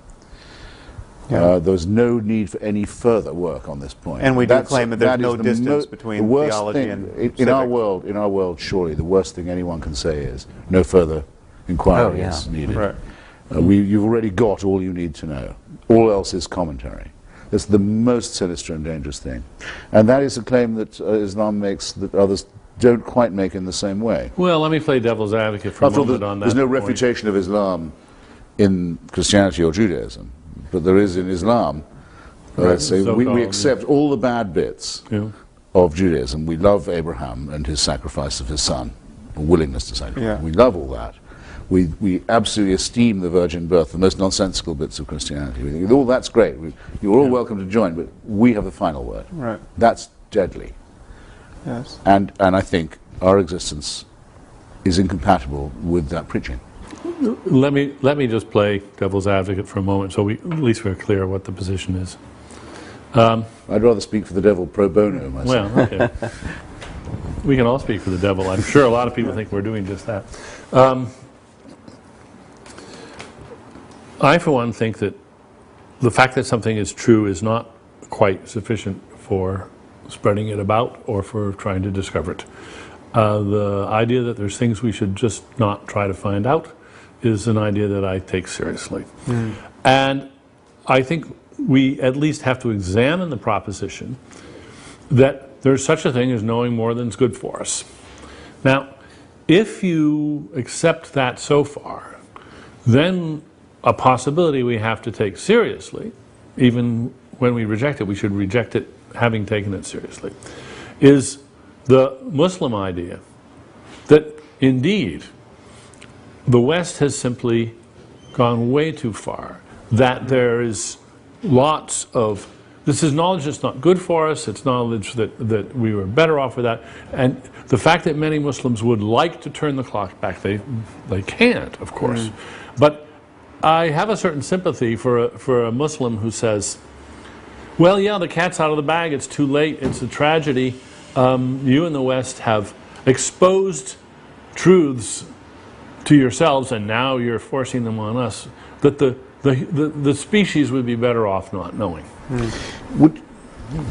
I'm absolutely riveted by what you say. I'd really love an instance, in theory or practice, of something you think we could know but could forbid ourselves to know. Because that is harder for me to imagine in a world without faith, I must say. Well, you brought up the bell curve. I mean, if there were reliable differences in intelligences between races or species, but I don't think any of us here do think that that's the case. I mean, I think there must be something. You must have thought of something you could believe, but wish you didn't know. Oh, I don't think it's hard to dream up things which, if they were true, it might be better for the human race to go on not knowing them. But could you concretize it just a little more? I'm completely fascinated. I mean, the hypothetical is one thing, but Christopher's asking, do you actually, have you ever suppressed something? No, I haven't. No. Can you imagine yourself doing so, by the way? I mean, I can't. Oh, I can imagine it. I hope it never comes up. Well, take the the synthesizing of bioweapons. I mean, should nature publish the code for smallpox, where you can just, anyone within his lab can. There's all those. Oh well, all right, but that wouldn't be a knowledge of which we should remain innocent. Well, there would be an ability. That would be more like a capacity. I think with foresight, it's certainly you can conceive of a circumstance where someone can seek knowledge, the only conceivable application of which would be unethical, or the dissemination of which would put power in the wrong hands. Or, yes. I mean, but actually, you brought up something which I think is crucial here, because it's not so much the spread of the seditious truths to Islam or the rest of the world that I think we're guilty of in the eyes of our opponents. It's the not honoring of facts that are not easily quantified and easily discussed in science. I mean, the classic retort to all of us is, prove to me that you love your wife. I mean, as though this is a knockdown argument against atheism. You can't prove it. Well, if you unpack that a little bit, you can prove it. You can demonstrate it. We know what we mean by love. But there is this domain of the sacred that is not easily captured by science, and scientific discourse has really ceded it to religious discourse historically. Well, and artistic discourse. Yeah, which is not religious necessarily. But I would argue it's not even well captured by art necessarily. There's something in the same way that love is not really well captured by art, and compassion is not. Well, I mean, you can represent it in art, but it's not reducible to. You don't go into the museum and find compassion in its purest form. And I think there's something about the way we, as atheists, merely dismiss the bogus claims of religious people that convinces religious people that there's something we're missing. And I think we have to be sensitive to this. Absolutely. That's why they bring up, what about when has secularism ever built anything like Durham Cathedral or Chartres or devotional painting or the music of Bach? But I think we have answers to that. I think we have answers to that. I mean, and you provide a very good answer to that. If there was secular patronage of the arts at that point, then one, we can't know that Michelangelo was actually a believer, because the consequences of professing your unbelief in that case was death. But two, if we had a secular organization to commission Michelangelo, we would have all that secular artwork. Though, I didn't actually say that the corollary held. Which?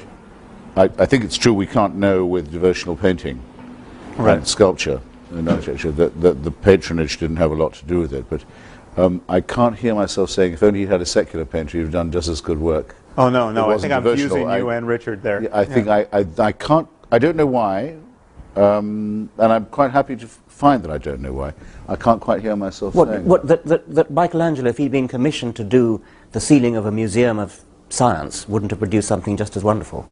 In some way, I'm reluctant to affirm that, yes. I find it very, very easy to believe that. That could be a difference between us. I mean, with devotional poetry, where I do think, I don't know very much about painting or architecture or music, but, and some devotional architecture, like, say, St. Peter's, it couldn't be done. I don't like any way.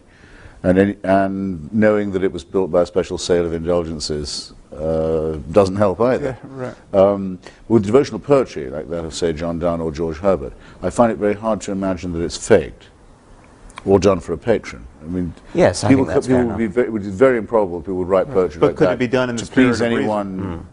Well, I frankly think that's the only explanation. But in any case, what conclusion would you draw? I mean, if Donne's devotional poetry is wonderful, so what? I mean, it doesn't show that it represents truth in any sense. Not in the least. Well, my favourite devotional poem is Philip Larkin's Churchgoing. It's one of the best poems ever written. It exactly expresses. I wish I had it here. Well, actually, I do have it here. If you like, I can read it. But I wouldn't trust anyone who believed any more or any less than Larkin does when he goes to a wayside Gothic church in the English countryside. Right. Who felt, I don't say believed, I shouldn't say believed, who felt any more than he does. He's an atheist. Or who felt any less, that there's something serious about this. All right, but... And something written into the human personality and as well as the landscape. Well, this brings us back to your I don't see question. that this is Of course anything other than it goes a without special saying, it says case nothing of- about the truth of religion. I don't think this is see how this is anything other than a special case. Other special cases of which would be, you just couldn't. I can't think of a perfect example of this. Only by being lost at sea for 2 years in a boat, and then surviving that's the only way you could conceivably have written this account. It could not be fiction. Or quit smoking. And it's Yes. glorious, wonderful art, and that can be true, and we just accept that's true. And Donne's poetry, only very extreme circumstances could make it possible, and we can be grateful, perhaps, that those extreme circumstances existed and made this possible. In his case. Yeah. But Right. now you wouldn't recommend being lost at sea to everyone. No. Yeah. No. Yeah. No, I wouldn't recommend Death Be Not Proud to anyone either. Yeah, That's yeah. a wonderful poem. It's a complete gibberish if you look only at the words. But you It's the asked, most extraordinary gibberish if you look only at the words, but there's an X factor involved, which I'm quite happy to both assume will persist and will need to be confronted. right. You raised this issue, though, of whether or not we would wish the churches emptied on Sundays. And I think you were uncertain whether you would, and I think I would agree. I would want a different church. I would want a different ritual, motivated by different ideas. But I think there's a place for the sacred in our lives, but under some construal that doesn't presuppose any bullshit. But I think there's a usefulness to seeking profundity as a matter of our attention, Sure.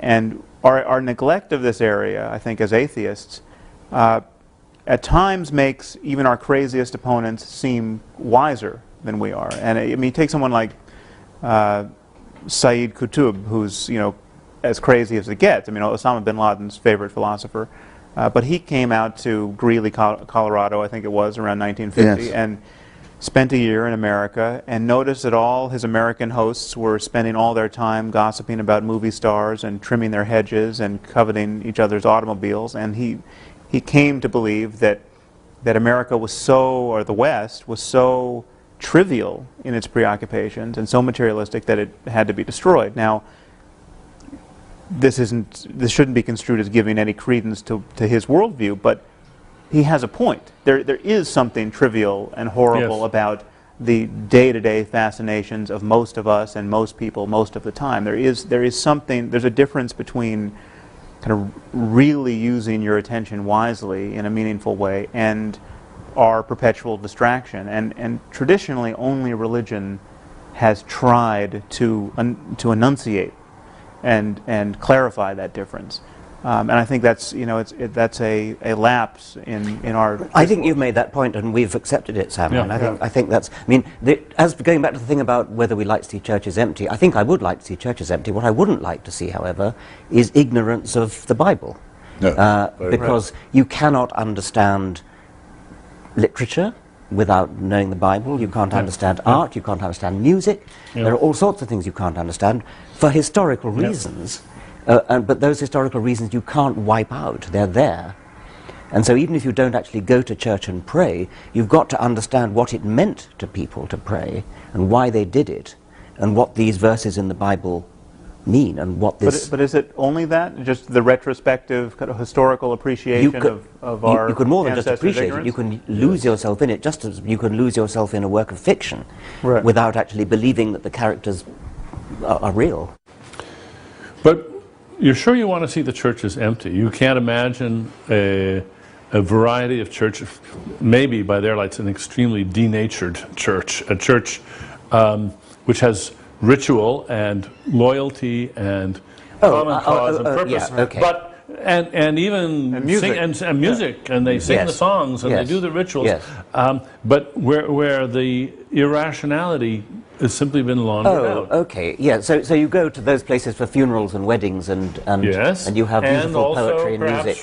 for Group solidarity meetings. group solidarity Yeah. to create some project which Yeah. is hard to get off the ground otherwise.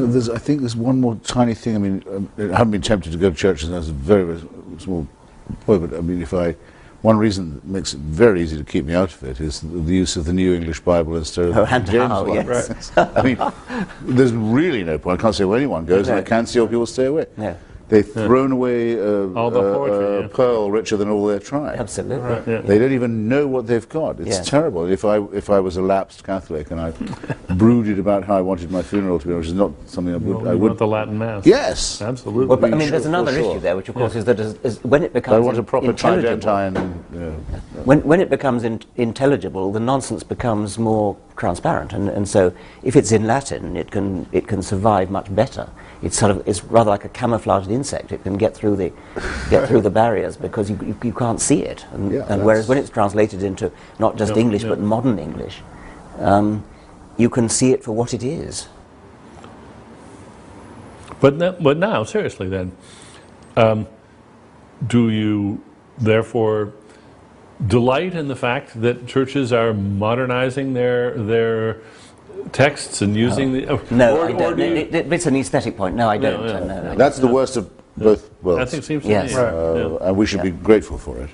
We didn't do this to them. Yeah, that's right. We didn't impose this on them. Any more than we... we weren't clever enough. Any more than we don't blow up Shia mosques either. Yeah. We don't blow up the Bamiyan Buddhas. Bamiyan Buddhas, exactly. We don't desecrate. We would be, for the reasons given by Sophocles and Antigone, we would have a natural resistance to profanity and desecration. We leave it to the pious to destroy churches and burn synagogues or blow up each other's mosques. And I think that's a point that we might spend more time making, because I do think it is feared of us. This was my point to begin with, that we wish for a world that's somehow empty of this echo of music and poetry and the numinous and so forth. That we will be happy in a brave new world.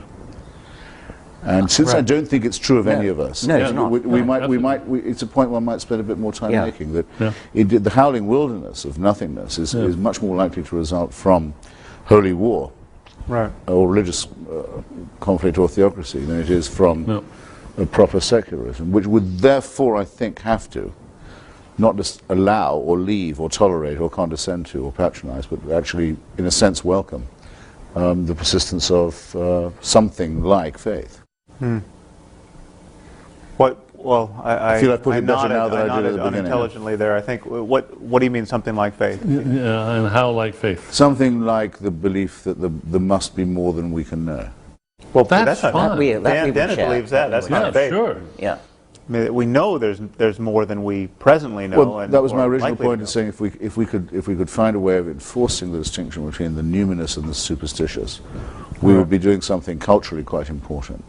Yes. When I'm told about this, well, Richard and I did this at Central Hall with Scruton and that very weird team that we debated, who kept on saying, Scruton particularly, well, what about good old Gothic spires and so forth. I said, look, I wrote a book about the Parthenon. I'm intensely interested in it. I think everyone should go, everyone should study, and so forth. But everyone should abstain from the cult of Pallas Athena.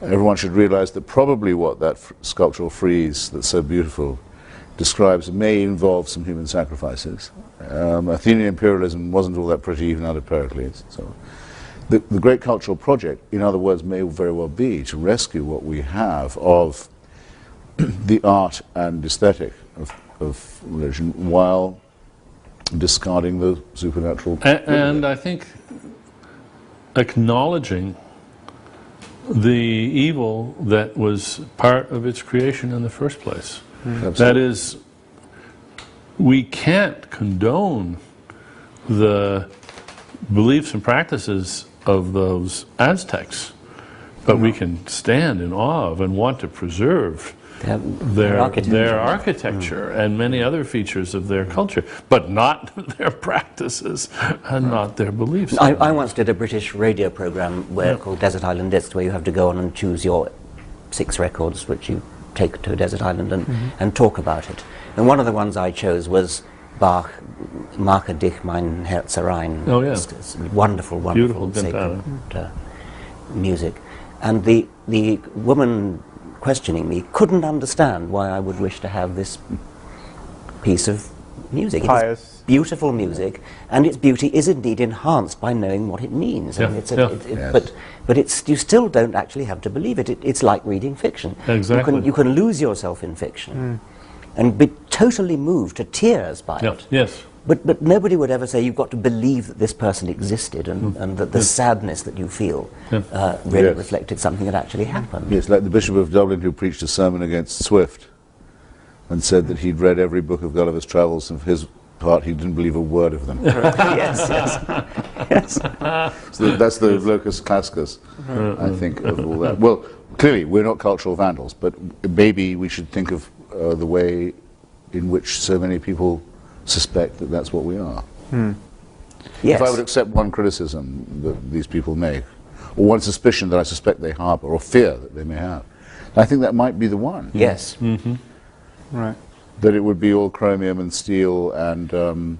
Yes, And very no much Christmas so. carols and no Yes. and no menorahs. They and no- couldn't possibly, anybody who makes that criticism couldn't possibly have read any one of our books. No. Well, that's another problem too, which is isn't another it? problem.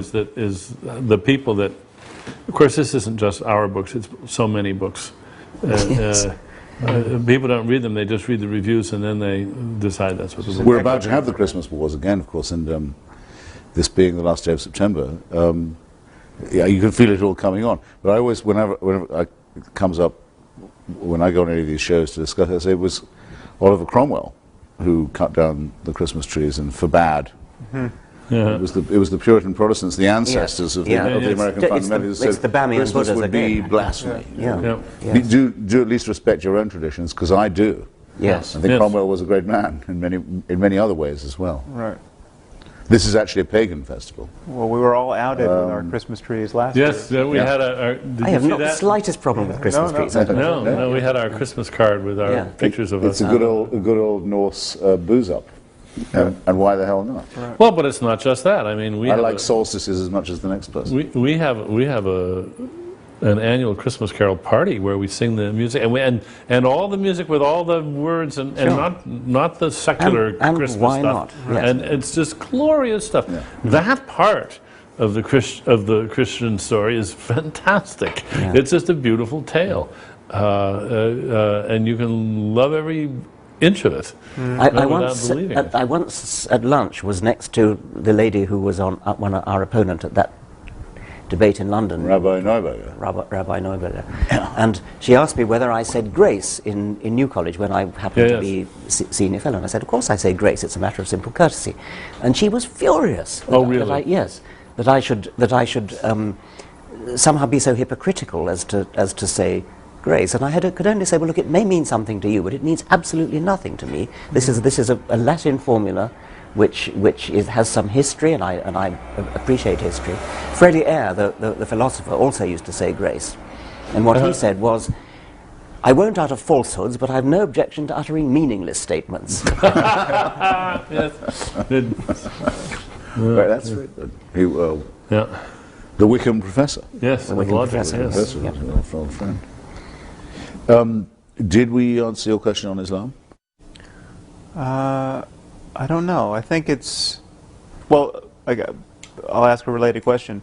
Do you feel there's any burden we have as critics of religion to be even-handed in our criticism of religion, or is it fair to notice that there's a spectrum of religious ideas and commitments, and Islam is on one end of it, and the Amish and the Jains and others are on another, and there are real differences here that we have to take seriously? Well, of course we have to take them seriously, but we don't have to do the network balancing trick all the time. There are plenty of people taking care of pointing out the good stuff and the benign stuff, and we can acknowledge that and then concentrate on the problems. That's what critics do. And again, it's... If we were writing books about the pharmaceutical industry, would we have to spend equal time on all the good they do? Or could we specialize in the problems? And I think it's very clear. I think Sam's asking more But about... we could criticize Merck if they were especially egregious as opposed to some other company. I mean, if we were focusing on the pharmaceutical industry, not all pharmaceutical businesses would be culpable in the same way. Yeah, right. Well, and so then the question is what? Is there something wrong with... No, I think you're talking at cross purposes. I think Sam's asking about whether we should be even-handed in criticising the different religions. You're talking about even-handedness about good versus bad. And, whether all religions are equally bad. Yes, whether Islam is worse than Christianity or it seems to me that we fail to enlist the friends we have on this subject when we balance this. I mean, it's a tactic. It's a media tactic, and in some sense, it's almost an ontological commitment of atheism to say that all faith claims are in some sense equivalent. You know, the media says the Muslims have their extremists, and we have our extremists. We have jihadists in the Middle East, and we have there's an imbalance there. People who kill abortion doctors, and it's just not a real equation. I mean, the mayhem that's going on under the aegis of Islam just cannot be compared to the fact that we have two people who a decade kill abortionists, and so I think my commitment. I mean, this is one of the problems I have with the concept of atheism. Is I just think it hobbles us in this discourse where we have to seem to kind of spread the light of criticism equally in all directions at all moments, and I think we could, on any specific question, have a majority of religious people agree with us. I mean, a majority of people in this country, in the United States, clearly agree that the doctrine of martyrdom in Islam is appalling and not benign and liable to get a lot of people killed and worthy of criticism. Likewise, the doctrine that souls live in petri dishes. Even Christians, even 70% of Americans don't want to believe that in light of the promise of stem cell research. So it seems to me once we focus on particulars, we have a real strength of numbers, and yet when we stand back from the ramparts of atheism and say it's all bogus, we lose 90% of our neighbors. Well, I'm sure that's right. On the other hand, my concern is actually not so much with the evils of religion as whether it's true. And I really do. I mean, I care passionately about that. The fact of the matter is there, as a matter of fact, a supernatural creator in this universe, and I really care about that. And so, although I also care about the evils of religion, I'm prepared to be even-handed because they all make this claim, which seems to me equally. I would never give up the claim that all religions are equally false. And for that reason, because they're false by preferring faith to reason, latently at least equally dangerous. But equally false, but surely not quite equally dangerous because of... No, latently I think so, because latently maybe. Because of the surrender of the mind. The surrender of the mind, the eagerness to discard the only thing that we've got that makes us higher primates, the faculty of reason. That's always deadly. And always, I'm not sure. I think it's potentially the Amish can't hurt me, but they can sure hurt the people who live in their community. They have a little totalitarian, but not quite in the same way. The Dalai Lama claims to be a god king of a hereditary monarchy and inherited godliness. That's the most repulsive possible idea, and he runs a crummy little dictatorship in Dharamsala. Right. And it would be worse, and praises the Indian nuclear tests, it would be worse. It's only limited by his own limited scope. But if you added the same evil jihad to that, you would be more concerned. Well, look, every time I've ever debated with Islamists, they've all said, you've just offended 1 billion Muslims, as if they spoke for them. Right. As if there's a definite threat to this, a menace, a military tone to what they say. In other words, if they'd said, you've just offended me as a Muslim, it doesn't sound quite the same, does it? If they were the only one who believed in the Prophet Muhammad. No, it's 1 billion. And by the way, what's implied in that is watch out. Right. I don't care. If it was only one person who believed that the Prophet Muhammad had been given dictation by the Archangel Gabriel, I'd still say what I was saying. Right, but you wouldn't lay awake And it would be just as dangerous that they believed that, yes. It would, because it could spread. The belief could become more but general. It has, in the case of Islam, it has spread and is spreading, and so its danger is not only potential but actual. I can see no contradiction. Yes, but over Talking space and time, I think this tremendously evens out. I mean, I didn't expect, I'm sure neither did you, in the 60s that there would be such a threat from Jewish fundamentalism. Relatively small numbers, but in a very important place, a strategic place, and deciding to try and bring on the Messiah by stealing other people's land and trying to bring on the end. Yeah. It's numerically, it's extremely small. Right. But the consequences that it's had have been absolutely calamitous. We didn't used to think, actually, of Judaism as a threat in that way at all, until the Zionist movement annexed the Messianic, or fused with it, because the Messianists didn't used to be Zionists, as you know. So you never know when it's going to be next. I agree. I'm not likely to have my throat cut at the supermarket by a Quaker. Yes. But the Quakers do a lot of the work by saying we preach non-resistance to evil. Right. That's as wicked a position as you could possibly hold. Given the right context. I mean, what could be more revolting than that? Yeah. Say, you see evil and violence and cruelty and you don't fight it. Yeah, they're free riders. Yeah. Okay. Read Franklin on what the Quakers were like at the crucial moment in Philadelphia when there had to be a battle over freedom, and see why people despised them. I would have then said the Quakerism was actually quite a serious danger to the United States. So it's a matter of space and time. But no, they're all equally rotten, false, dishonest, corrupt, humorless, and dangerous. It's true. I mean, there's one point you make here that I think we should say a little more about, is that you almost can never quite anticipate the danger of unreason. I mean, when your mode of interacting with others and the universe is to affirm truths you're in no position to affirm, the liabilities of that are potentially infinite. I mean, you just don't know. So to take a case that I raised a moment ago, stem cell research, you don't know going in that the idea that the soul enters the zygote at the moment of conception is a terrible idea. I mean, it seems a totally benign idea until you invent something like stem cell research, where it stands in the way of incredibly promising, life-saving research. And so there's something about dogmatism which you can almost never foresee how many lives it's going to cost, because its conflict with reality just erupts. Well, that's why I think of the moment where everything went wrong is the moment when the Jewish Hellenists were defeated by the Jewish Messianists, the celebration now benignly known as Hanukkah, so as it can not clash with Christmas. That's where the human race took its worst turn. There's a few people, but they re-established the animal sacrifices, the circumcision, and the cult of Yahweh over Hellenism and philosophy, and Christianity is a plagiarism of that. Christianity would never have happened, and nor would Islam. Right. No doubt there would have been other crazed cults and so forth, but there might have been a chance to not destroy Hellenistic civilization. Well, it's not a matter of numbers.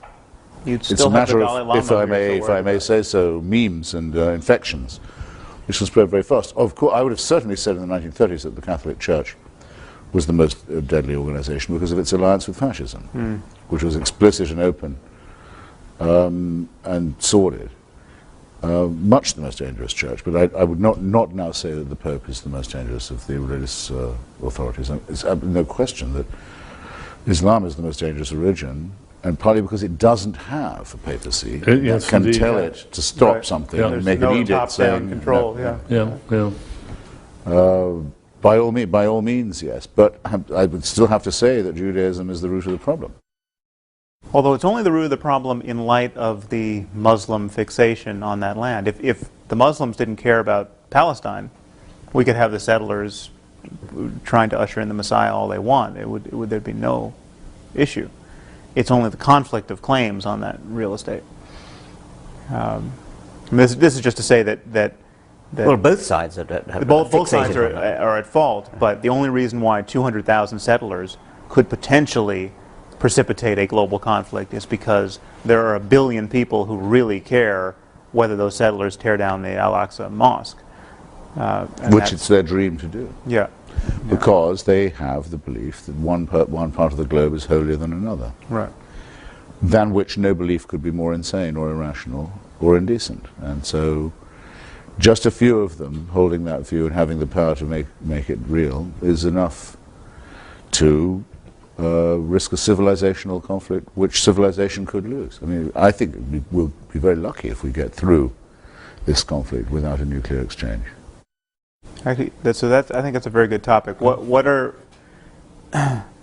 our most grandiose hopes and fears here? I mean, what do you think reasonably could be accomplished in the lifetime of our children? What do you think the stakes actually are? And how would you get there? Yeah, I mean, is there something we can engineer apart from just mere criticism? I mean, are there like practical steps? I mean, what with $1 billion could we do to affect some significant change of ideas? Is there any practical? I feel myself on the losing side politically and on the winning side intellectually.